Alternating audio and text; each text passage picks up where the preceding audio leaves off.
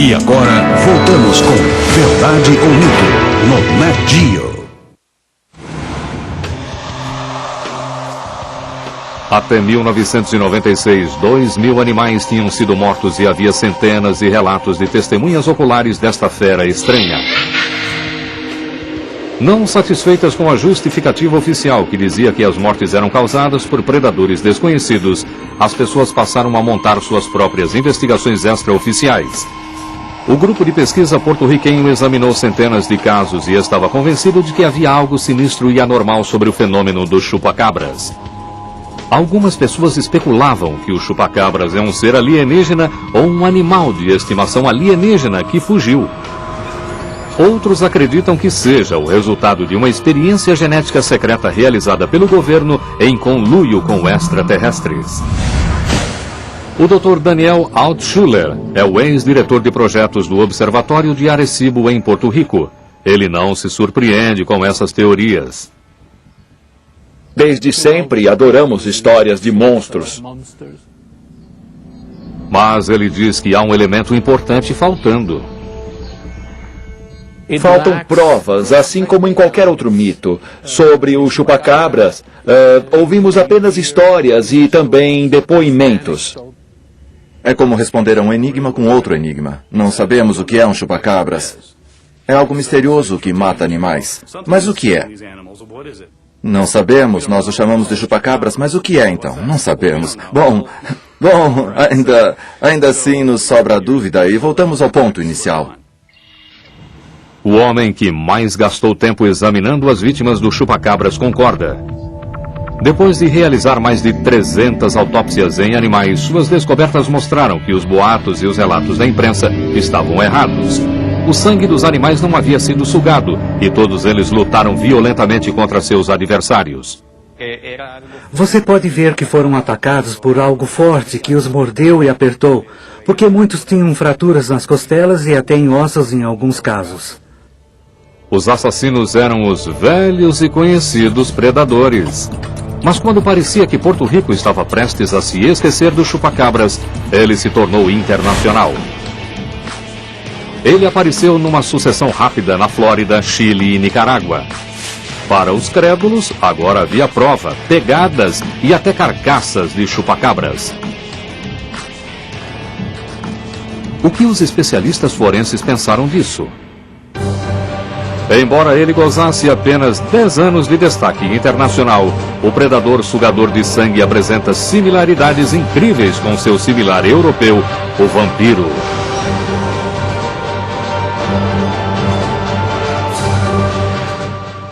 Existem alguns paralelos entre o que aconteceu em Porto Rico em 1995 e o que aconteceu nas histórias de vampiros que emergiram na Europa no século XVIII. Os contos sobre vampiros surgiram porque as pessoas buscavam uma resposta para o motivo de tanta coisa ruim estar acontecendo. Essas coisas ruins talvez fossem doenças mal compreendidas como a tuberculose, que fazia com que as pessoas ficassem pálidas antes de morrerem. O que aconteceu em Porto Rico que pode ter inspirado medos tão similares? Entre os fazendeiros de subsistência, a perda inexplicável de algumas cabeças de gado seria suficiente para gerar histórias sobre uma criatura vampiresca? Críticos destacam que o chupacabras parece sempre surgir em países de língua espanhola das Américas, destacando que pode ser mais um fenômeno cultural do que paranormal. Porém, os crédulos estavam para descobrir uma coisa que há muito tempo eles esperavam, uma prova inquestionável. Depois das mortes em Porto Rico, o chupacabras parece ter se mudado para os Estados Unidos. Virgílio Sánchez Ocerro, advogado que se tornou pesquisador da paranormalidade, mora em Miami. Aqui foi o primeiro local de ataque do chupacabras. Todo o pátio estava coberto de animais mortos. Havia galos, galinhas. Em março de 1996, quando dezenas de animais começaram a aparecer mortos, os vizinhos chamaram Sánchez para investigar. Ele não acreditou na explicação oficial, que dizia que um cão vadio tinha sido o causador de toda essa carnificina. Parecia que uma grande luta, como uma guerra, tinha provocado a morte dos animais. O que quer que tenha matado as galinhas tinha de ser alto para passar por esta cerca de 1,80 m de altura, ou forte para escalá-la, ou simplesmente pequeno para passar por este buraco. Que tipo de explicação você dá para uma coisa assim tão fora do comum? Vejam que cada galinha tem um ferimento fino e profundo, e segundo a lenda, essa é a marca registrada dos chupacabras. Uma fera, às vezes descrita como uma criatura alienígena parecida com um grifo. Ele saltou por aqui e arrancou a cobertura. As cenas que Sanchez investigou e relatos de testemunhas convenceram-no que a fera responsável ainda era desconhecida para a ciência. Porém, desta vez, o chupacabras deixou algo para trás, pegadas gigantescas. Sanchez criou moldes em gesso do que ele supunha ser a prova mais importante até aquele momento de que o chupacabras existe. Me parece que este chupacabras não está sozinho. Ele forma uma família, tamanhos diferentes, de bebê até adulto. Sanchez acreditava que os moldes em gesso confirmam os relatos das testemunhas. O predador é bípede. Isto pertence a um animal ereto, que anda sobre apenas 2 pernas. Estas 2 vão para cá. Mas ele precisava de mais provas. 4 anos mais tarde, ele ouviu novos relatos sobre uma fera que tinha aparecido no Chile. Ele imediatamente viajou para lá para investigar. Em março de 2000, uma luz brilhante iluminou o céu noturno sobre uma cidade mineira no deserto de Atacama. No dia seguinte, dezenas de ovelhas estavam mortas e os moradores diziam ter visto criaturas estranhas voando entre as árvores, pulando nos telhados da cidade. As testemunhas oculares fizeram desenhos da fera. A polícia chilena montou armadilhas na esperança de capturar o que quer que fosse responsável pelo terror na região. E a imprensa passou o dia na rua especulando que eles estavam na pista do chupacabras. Espalhadas por todo lado sobre a areia do deserto havia pegadas. Sanchez se convenceu de que elas pertenciam ao chupacabras. Ele fez mais moldes de gesso e comparou-os com os que tinha feito em Miami. Esta é uma amostra da pata do chupacabras que tirei em Miami em 1996. Aqui está uma que fiz no Chile em 2000. Olhem bem, comparem-nas. Elas são idênticas. O animal é real.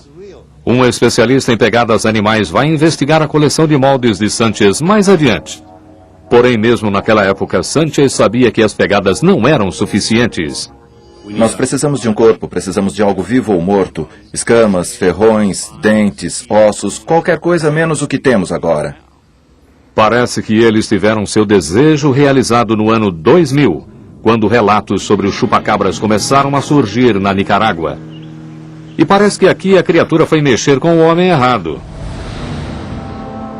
Perto da cidade de Malpaisillo, 70 quilômetros a noroeste de Manágua, o cenário era bastante familiar. Gado mutilado e um predador não identificado. Jorge Luis Talavera e seus vizinhos perderam mais de 100 animais em um mês. As ovelhas estavam dentro do cercado quando o chupacabras as atacou e as arrastou para fora.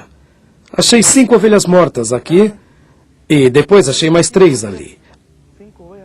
Havia carcaças espalhadas por todo este cercado. Por toda a região surgiram boatos de uma fera. Esta criatura pequena e estranha se movia tão depressa que parecia voar sobre a paisagem.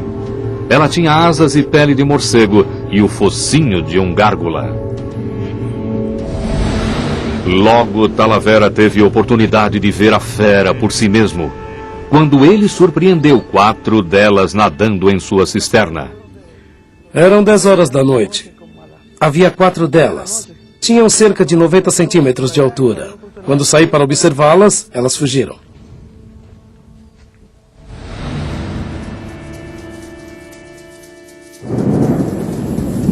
Aquilo foi demais para o fazendeiro. Ele guardou seu gado, mas deixou uma ovelha no pátio como isca. Depois ficou esperando pela visita do chupacabras.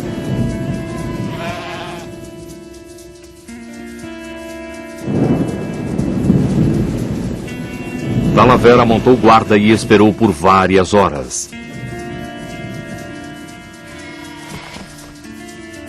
Então, por volta da meia-noite, ele ouviu um barulho no pátio.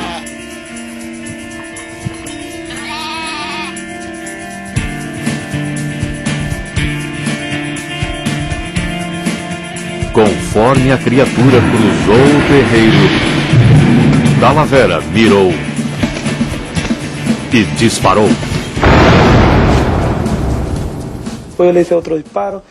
Depois que atirei nela pela primeira vez, ela começou a se contorcer desesperada e atirei novamente.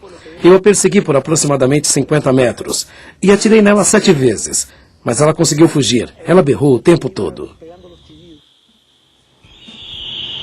Alguns dias depois, ele viu urubus sobrevoando um de seus campos. Ele foi até lá verificar e descobriu uma ossada arrepiante.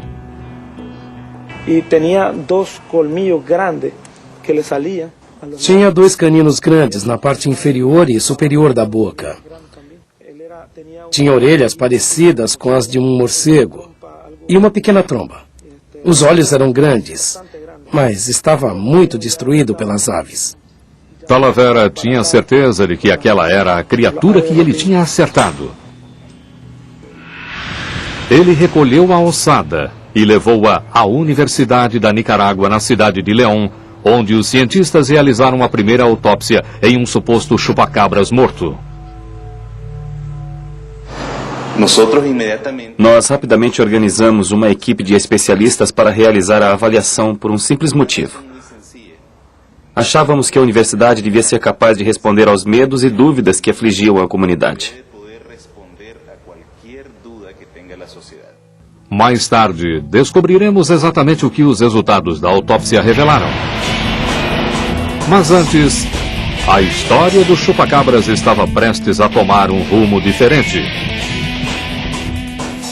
A história do chupacabras na América Latina estava prestes a ficar frente a frente com um mistério americano que já existia há algum tempo.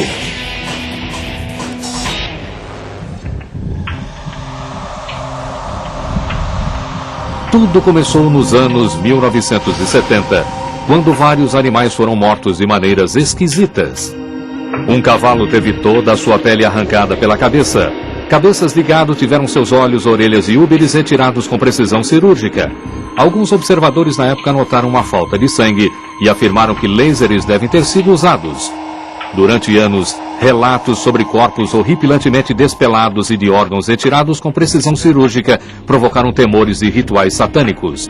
Algumas pessoas sugeriram que seriam experiências secretas do governo ou mesmo obra de extraterrestres, recolhendo amostras para experimentos inimagináveis. Arkansas estava entre os muitos locais onde as mutilações aconteceram nos anos 1970 e, segundo o fazendeiro Rick Lamas, elas ainda acontecem até hoje. Lamas cria búfalos para rodeios e seus cattle dogs são uma parte valiosa de sua equipe. Ele passou a primavera de 2005 treinando Dudley, seu novo cattle dog, filho de uma esperta e dedicada cadela, Jonah. O jovem cão era rápido e destemido como sua mãe, e as 3 filhas de Lamas adoravam o cãozinho. Uma noite, depois de um dia trabalhoso no rancho, Rick Lamas ouviu seus cães latirem no pátio. Não conseguia ver nada além do normal. Então eu achei que não era nada. Talvez coiotes ou talvez coelhos. Então voltei para casa e esqueci o fato. Na manhã seguinte, Lamas estava indo para a igreja quando viu urubus sobrevoando sua plantação. É claro que eu achei que fosse um dos meus bezerros, então eu dei a volta e fui dar uma olhada. O que ele viu foi uma cena de cortar o coração. Seu cão valioso, Dudley, estava morto e mutilado de uma maneira terrível. Inexplicavelmente, sua coluna vertebral do pescoço até o flanco tinha sido retirada cuidadosamente junto com alguns órgãos. Tudo estava intacto, exceto alguns órgãos que tinham desaparecido e algumas marcas de cortes eram muito bem feitas. E a coluna vertebral tinha sumido de um lado a outro sem causar qualquer dano. E isso me espantou muito, realmente. Dudley era especial. Era um bom cão. Ninguém gosta de perder o seu cão, entende? O cachorro é o melhor amigo do homem. E com certeza ninguém quer vê-lo todo cortado em seu pasto.